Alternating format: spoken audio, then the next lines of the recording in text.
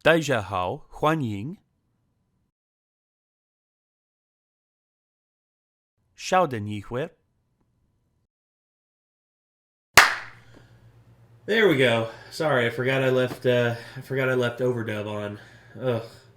You know, I'm glad that the translations and everything nowadays with like a lot of foreign films is actually much more accurate now than it was back then. I mean, back then I haven't tried to watch a dub in a long time. I just switched to subtitles whenever I watch a foreign film. that's fair, but my deal is just like dubs way better than what they used to be.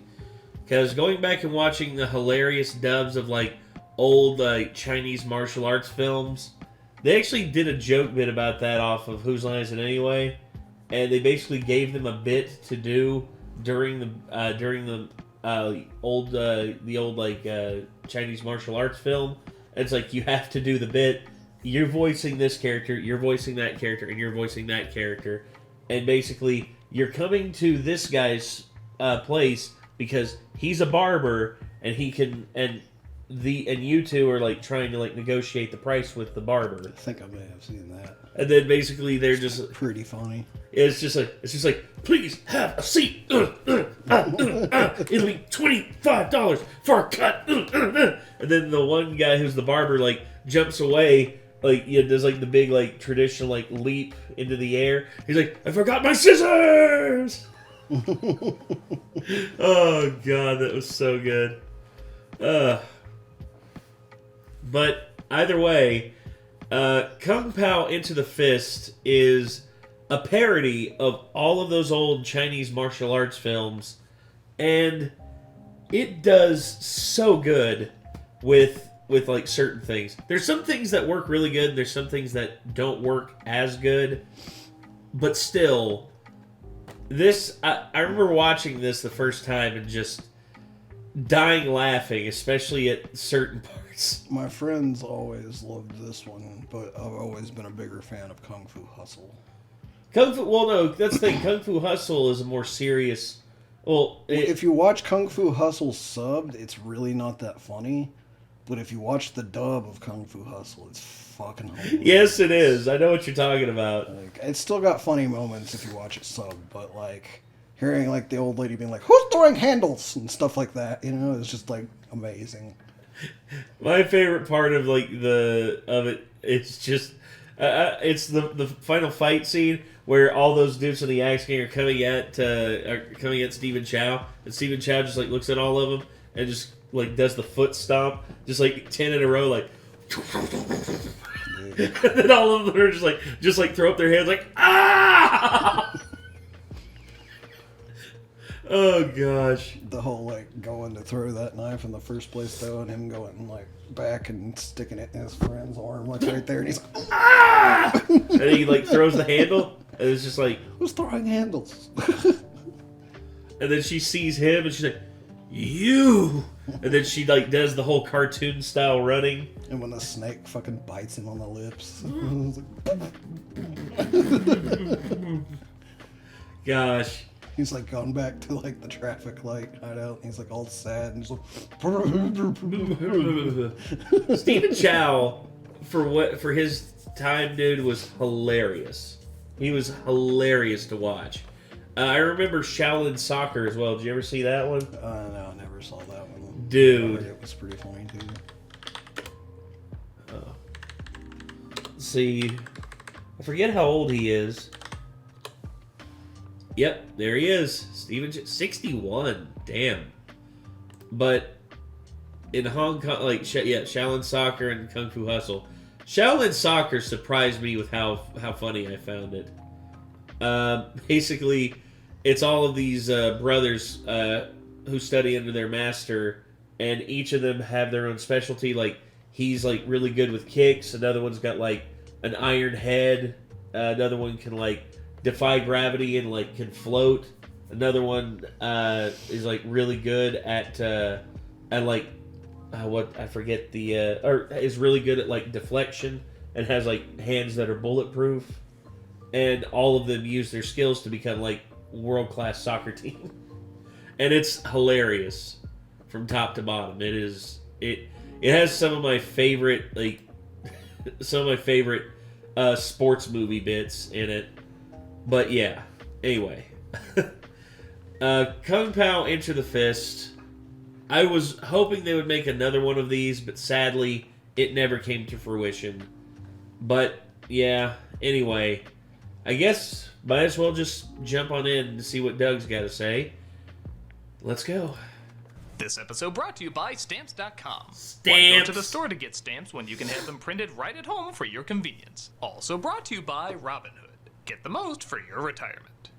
Hey folks, we're starting YouTube memberships. If you want access to emojis, polls, behind-the-scene videos, and other perks, check out and see if you want to become a member. Or perks coming soon.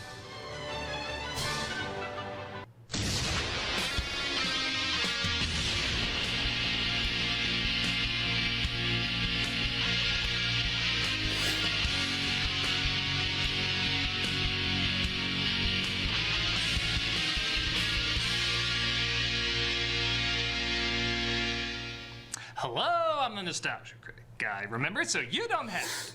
So let me get this straight. We like this now? I liked it back when it came out, dude. Thought it was hilarious. Released in 2002, Kung Pao is the brainchild of Steve Odekirk, who I have to admit I have a strange introduction with. As a teen, I watched a strange movie called High Strung where he just rants for an hour and a half and then Jim Carrey as the Grim Reaper kills it because he's sick of his ranting. It was very odd and I'm not sure if it qualifies as a good movie, but this guy's always stayed with me since then. I'm not gonna lie, whenever his name pops up, whether it's in something I like or something I don't like, Me neither. I always gotta perk up because whatever impression he makes, he does stay with you.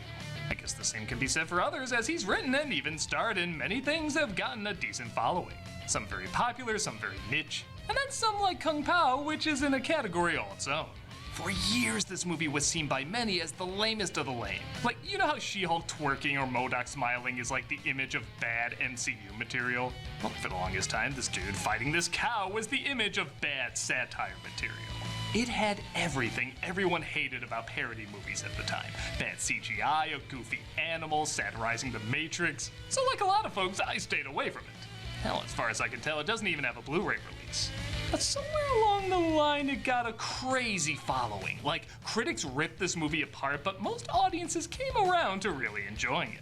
Enough so that people won't stop bothering me about it. For a long time, I've been asked to give my thoughts on this flick, and I never really had much interest because of all the original bad press it got. But over 20 years later, I have to ask, is there something It's just the goofiness, man. majority of critics and viewers missed back then? Well, I'm finally gonna sit down and see for myself. Go for Chucks. This better be worth it. Is Kung Pao Enter the Fist? The film opens by admitting a lot of the footage was taken from another flick.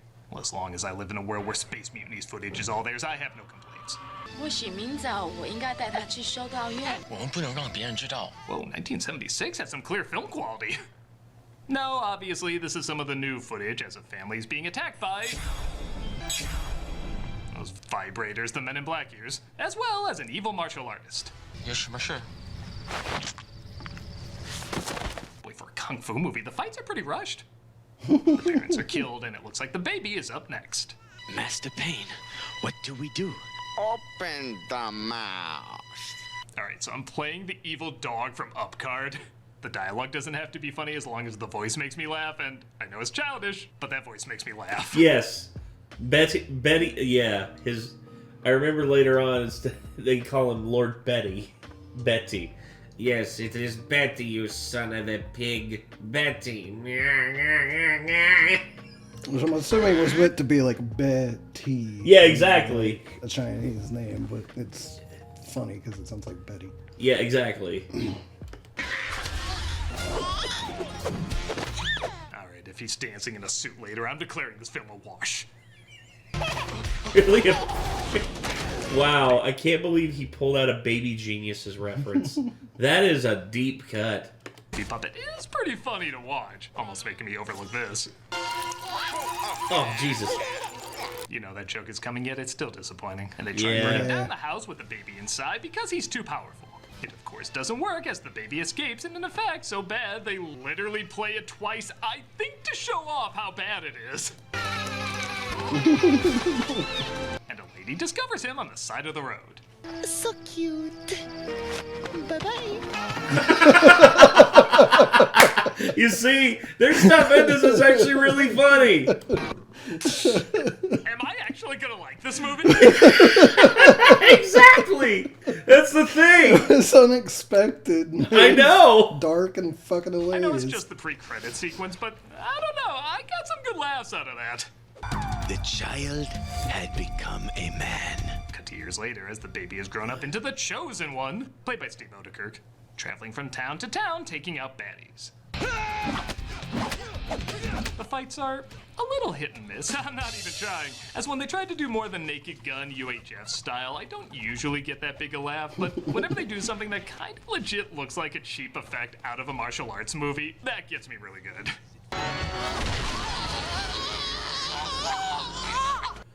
But those other jokes I love the can work way sometimes everybody too. else stops when they see that, just like, what the fuck?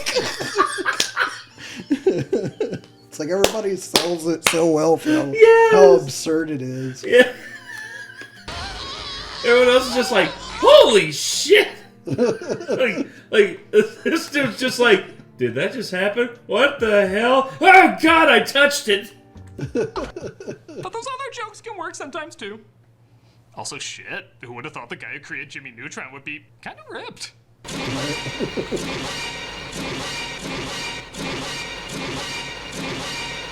Okay, look, I'm liking this movie so far. I'm not surprised critics didn't. Exactly! This has that similar Ren and Stimpy vibe where it relies a lot on the surreal, silly, and unexpected. Which is a hard style to make universally funny because everyone's gonna have different expectations and tolerance for certain jokes. With that said, I'm kinda having a ball with this. Exactly! Oh god. Like, I know that's not universally funny. But that's part of what makes it personally funny. Exactly! Me and my dad were cracking jokes the entire time this was going on. We couldn't stop laughing. The whole fucking movie, dude. Me and my dad were just going off. Just being, when that little tongue thing came out, Dad was just like, oh my gosh, what is that? You know there's a smaller group of people that would laugh at something so stupid, yet also imaginative. So if you do chuckle, you feel more of a connection to it because you know not everyone has the same taste as you. As if it's taking a risk on a joke not as many people would like, but man, the ones that do, they're gonna love the hell out of it and never forget it. There's a ton of jokes in The Simpsons I laugh at and acknowledge are better put together, but I kind of forget them right after I see them. I am never gonna forget this goddamn thing. Nope. I need gopher chucks. After using gopher chucks and taking out everybody's eyes, he literally busts a vein, wah-ing too much. When me and Dad saw that, we both died laughing because he did the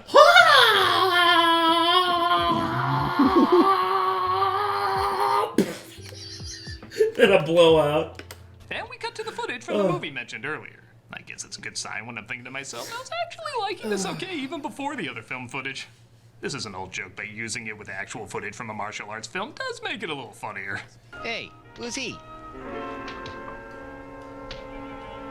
I don't know. Exactly. See? It works. It works. It's funny. Laugh. Laugh, you bastards. Oh. I don't know. I don't know. It's just the build up. Like, you're like, for real? For real? And I don't know. It's just going to be funny. I don't know. Oh my god. We are in a lot of big budget movies today. Let me cram in a bunch of plot exposition we forgot to put in. 2 scenes earlier, Yep.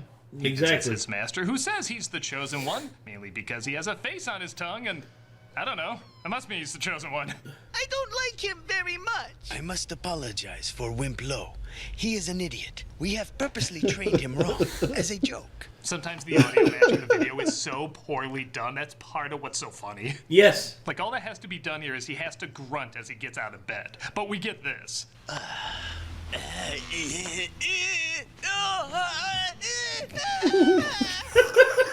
Okay, I'll ask it. Does this get bad at some point? Well, they're not all winners. His student Ling is assigned to assist him on his mission to defeat Master Pain. Yeah. And she randomly flashes him. There you go. No, this part was funny to us because it was like this is my apprentice.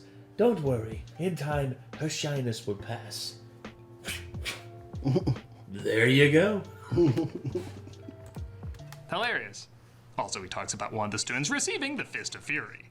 You will now receive the Fist of Fury. Prepare the long rubber glove. You can't just throw out a joke like that. You need training from a true master to figure out how that joke works. I know exactly what he's talking about. Cavity searches for everyone. Don't stop until you feel their teeth. Yeah. Oh, it's so good. A student named Wimplo is jealous of the Chosen One being the Chosen One and hates that Ling might be attracted to him. The Chosen One is here to help us. I like him. I'm a man too, you know. I go pee-pee standing up. My voice hints strongly that I do too. I like too, whether it's intentional or not, that the film not only embraces bad 70s effects, but it also embraces bad early 2000s effects. Knock, Yes. knock. Who's there? Your butt that's about to be kicked. He looks like a Jib Jab video. Yeah. Though mine is 2 points for having shadow on that text. Everybody knows it should be white and blurry like Madonna. Master Pain. The Chosen One disguises himself, that is to say, this is the disguise for the white guy in the movie, and approaches Master Pain. And I gotta say, nothing makes me want to see the original film this is taking footage from more than this scene. They call it the Kendall discipline.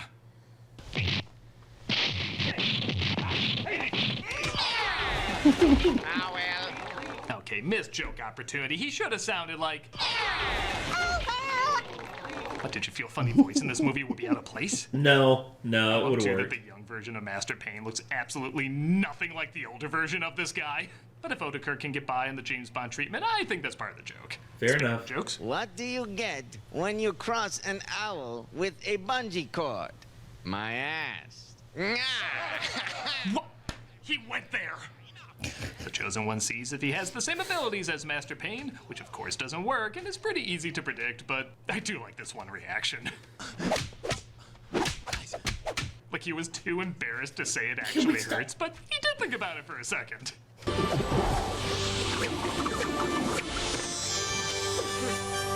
Yes, and then You there's... look like you have the line, "Too bad you will die," coming up. I am well. Miss Maybe Uniboo. something else is coming up. Congrats to the one guy whose very specific fantasy has finally come true. No, I still prefer the triple from... Dude, Doug, you made a joke about like how the triple boob woman from Total Recall was a gift from God, and the scene where she got shot and killed, it was just like, a greater tragedy has never been seen.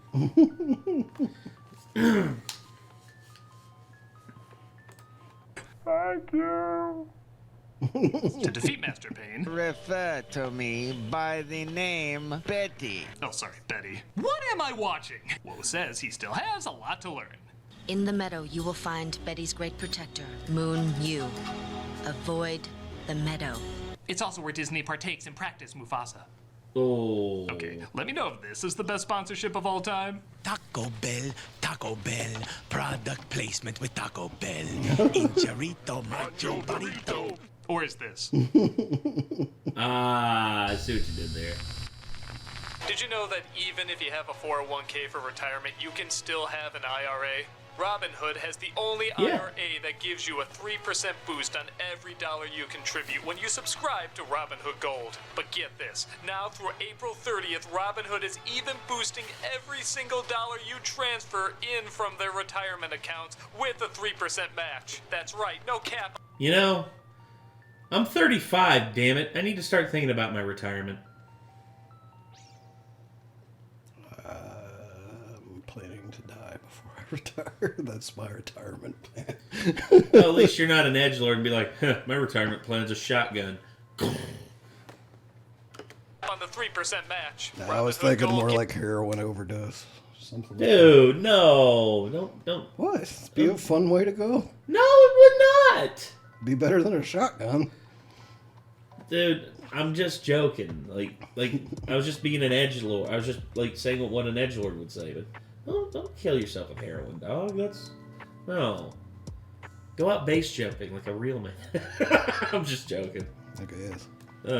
Gets the most out of your retirement thanks to their IRA with a 3% match. This offer is good through April 30th. Get started at robinhood.com/boost. Subscription fees apply, and now some legal info. Claim as of Q1 2024 validated by Radius Global Market Research. Investing involves risk, including loss. Limitations apply to IRAs and 401ks. 3% match requires Robinhood Gold for 1 year from the date of the first 3% match. Must keep Robinhood IRA for 5 years. The 3% matching on transfers is subject to specific terms and conditions. Robinhood IRA available to U.S. customers in good standing. Robinhood Financial LLC member SIPC is a registered broker-dealer. Bet you all knew that song. How about this one, Stamps? I love the Stamps song. It goes something like this. After the hype of the new year, we all start to settle into our routines. But for businesses who do a lot of mailing and shipping, you've got to keep moving. Stamps.com streamlines all your mailing and shipping to turbocharge your operational efficiencies. And the Stamps.com app is like a post office in your pocket, so you can stay on top of things even if you're always on the go. Damn. I especially love that last part. It's such a good lyric. Reminds me of songs. Postage rates just increased again. Luckily, Stamps.com has the best discounts in the industry, with rates you can't find anywhere else, like up to 89% off USPS and UPS. Plus, Stamps.com automatically tells you your cheapest and fastest shipping options, so you don't have to navigate all the different carriers. It's the post office elevated. That part always gets me teary-eyed. Or maybe I'm just thinking about the dentist. I love him. Keep your mailing and shipping moving at the speed of your business with Stamps.com. Sign up at Stamps.com/nostalgia for a special offer that includes a 4-week free trial, plus free postage, and a free digital scale. No long-term commitments or contracts. Just go to Stamps.com/nostalgia. Ladies and gentlemen, cabbage. Hey folks, I'll be playing Final Fantasy VII every Friday on Twitch. I've never played a Final Fantasy game before, so I'm excited to see what they're like. Hope to see you there. The Taco Bell one was better. And he approaches the Chosen One's master while playing MC Hammer. Even by cringe humor, that's pretty weak. But he's too sick to fight, so he just lets him go. I must fight you when I am stronger. And when our song choices are even more obvious, perhaps Carl Douglas? He finds Betty's protector in the meadow is, of course, the cow, and... Okay, let's see if this is funnier than in the trailer.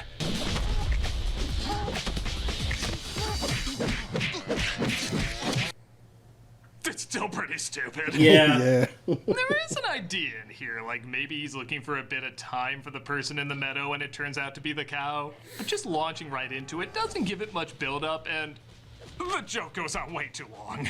Yeah. I guess you could argue that's kind of the point, but there just aren't that many laughs here. The only thing that does get a chuckle out of me is when the cow legit moves like a real person doing kung fu just with a cow's body. The more real and human it moves, the more it makes me think about this thing taking years to learn the discipline of martial arts, which does make me kind of laugh. Yeah. And the obligatory Matrix shot, like every parody film did. Dude, even Scary Movie did this with like the pizza pan. Cindy throwing it at the dude, and he like broke his back. He's like, oh shit. Okay, hold on a minute. But I'm sorry, the Matrix effects, the silly expressions on his face, and the lame CGI just make it feel dry. Pile driver! Boom! I guess it serves as the main visual of the movie, the same way the tap dancing did for Young Frankenstein, but this feels less like an homage to Brooks and more like an homage to Meet the Spartans. It's just not my thing. Well, Meet the Spartans came out way after this, so... He defeats, or I guess deflates the cow, and he meets up with Master Betty, revealing that he was the child he tried to kill off years ago. You mustn't. Who are you? Ling's father. Oh dear. Okay, I know I gave that cow scene that no doubt took a lot of time to film, a ton of flack, and I'm laughing at...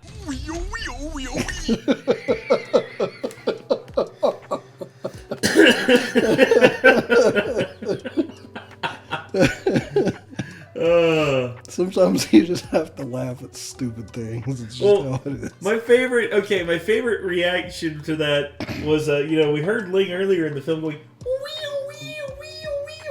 Then we hear him doing it here, and then the Chosen One's reaction to hear, he's like, I am Ling's father. Ooh, wee, wee, wee, wee. He looks over and goes, oh dear.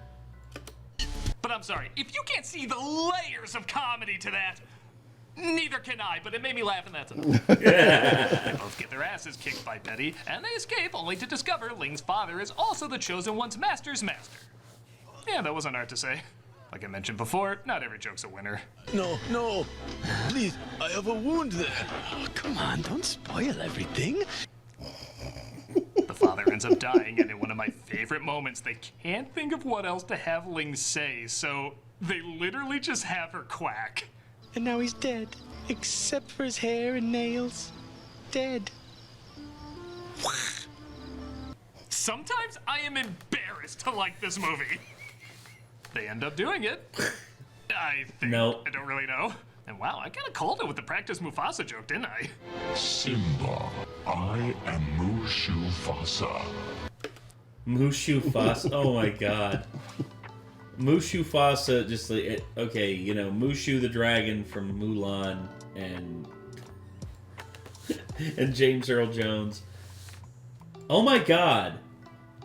And the fact that James Earl Jones plays Eddie Murphy's father in Coming to America and has a lion as like his shoulder pauldron.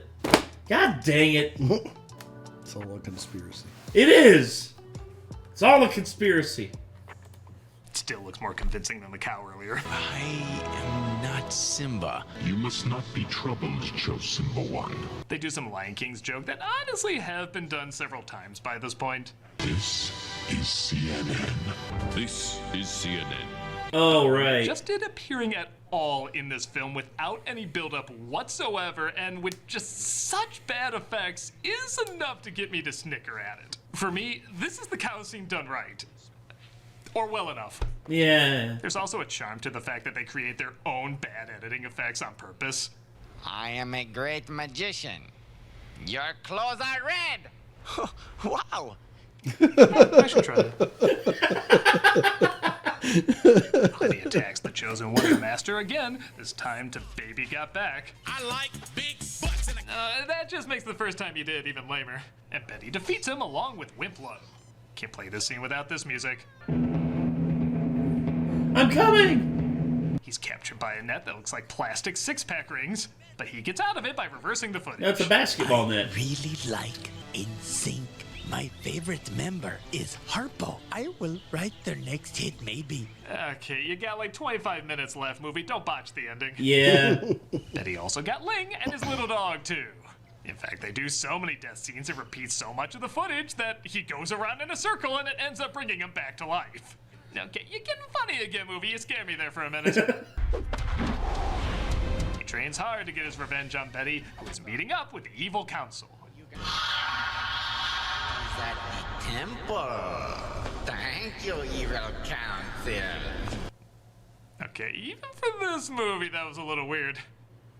Robot Jim Matt, or whatever that was, tells him where the Chosen One is, and it looks like he's out getting nuts. I'll take a pound of nuts. That's a lot of nuts!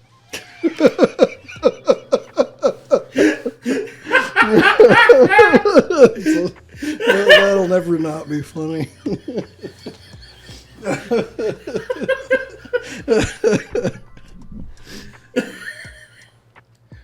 I'll take a pound of nuts.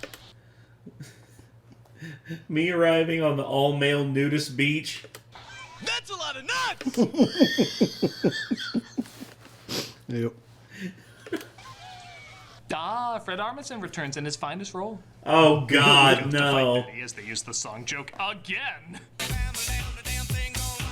No, seriously, why do you think this is your turn it off and on again joke? But when he takes off one of his triangle symbols, it summons the evil council. The evil council are aliens. Okay, it tracks, and I didn't see it coming. Mm-hmm. Oh, also, they're French.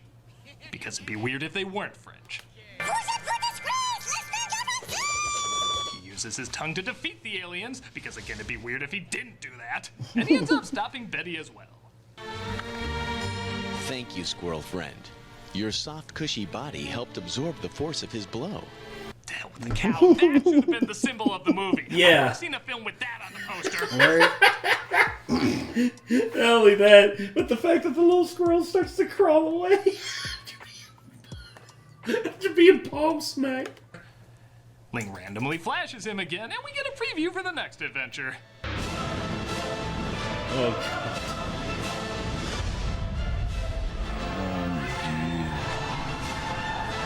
And that was Kung Pao, and I don't know if I hit my head coming in this morning, but I thought this was pretty damn funny. Yes! See? Oh my God. It just took time, dude. It's like some things age better over time. Some things like just... much like, okay, Citizen Kane, when it came out, didn't get like the rave reviews that it originally like was known for nowadays. Same thing with Shawshank. Shawshank got good reviews, but it was just like, oh, but it's still not the best film of the year. Not only is it thought of as the best film of 1994, which was a stacked year, it's considered one of the greatest films of all time. And yeah, it's just like time is such a weird thing, because what once was considered awkward, cringy, and everything that's wrong with the parody genre, all of a sudden is now seen as like ahead of its time, like innovative and truly inventive in its own way. And that's why I like this film so much for that. Again, I can't pretend like I don't understand its negative reviews. These jokes are very second grade, and honestly, I think there's maybe a third of them that don't work at all. But that's still 2/3 of the jokes that do work, and not only do they work, but they're really surreal and imaginative, combined with that same type of humor college kids have when they, well, redub a martial arts movie. Honestly, I feel like this film just came out at the wrong time. I think it would have been right at home with the YouTube generation or even late 2000s internet. Yes. There's a sporadic immaturity to it that's either gonna make you laugh or it's not, and I would understand either. But if you've ever gotten a little high, muted a kung fu movie, and provided the dialogue with your friends, then this movie is for you. If you've never done that, then I'm sorry. That's just not living, and it's sad that you wasted your life. Thank God the rest of us, though, have this ridiculous and very funny, wonderful waste of time. I'm a nostalgia critic guy, remember? So you don't have to. That's a lot of nuts!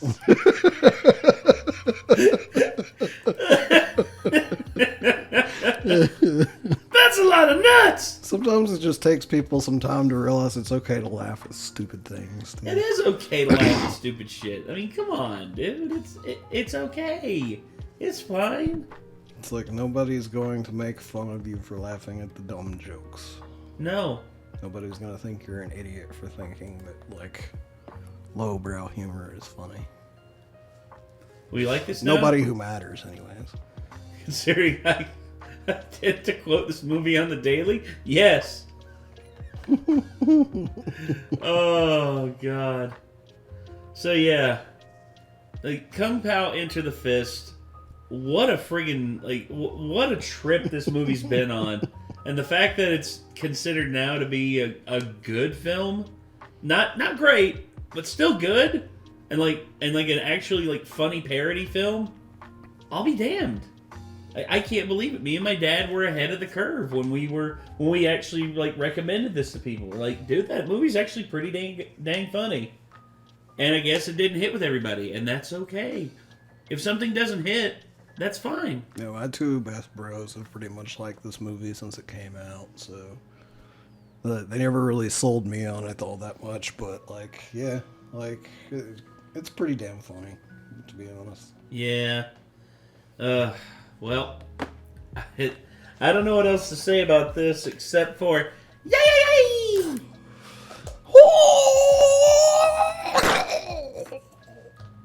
And that's that. Bye, everybody.